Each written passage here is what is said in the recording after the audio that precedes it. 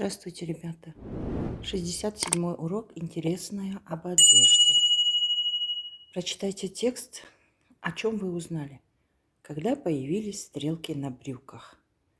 Стрелки на брюках, ребята, появились в конце 19 века, когда в Европе начал развиваться фабричный пошив готовой одежды, и большую часть товара отправляли за океан.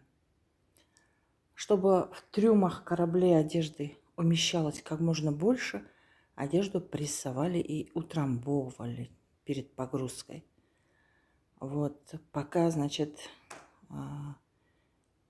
Пока, после такого не самого комфортного морского путешествия брюки имели жесткие складки, избавиться от которых было уже трудно.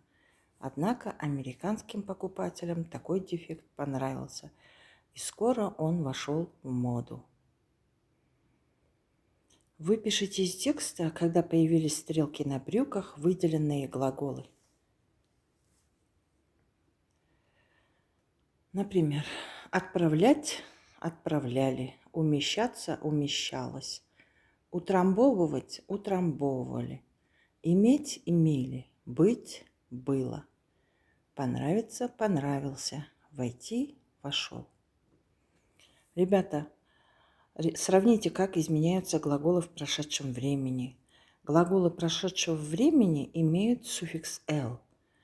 В единственном числе в мужском роде нулевое окончание, ромашка завяла, окончание «а», растение завяло, «о», цветы завяли во множественном числе, окончание «и». У глаголов в прошедшем времени перед суффиксом «л» пишется та же гласная, что и в неопределенной форме. Обидел. Перед суффиксом «л» гласная «е». Значит, и в неопределенной форме «е». Гласная «е» перед окончанием с мягким знаком. В 426-м упражнении вы должны выписать выделенные глаголы, указать их время, число, род. Придумали множественного числа прошедшего времени.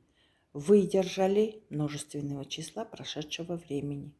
Распространились множественного числа прошедшего времени. Крепилось единственного числа женского рода. Все эти глаголы прошедшего времени. Упражнение 427. Прочитайте, о чем вы узнали. Найдите глаголы в прошедшем времени и выпишите их. Определите их число и род. Род определяем в единственном числе. Появилось единственного числа женского рода. Было единственного числа среднего рода. Проходило единственного числа женского рода.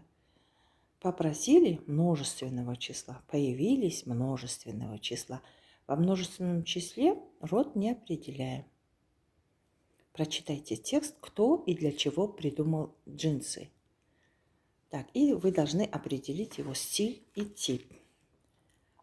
Я думаю, что данный текст относится к публицистическому стилю, и тип текста – это повествование.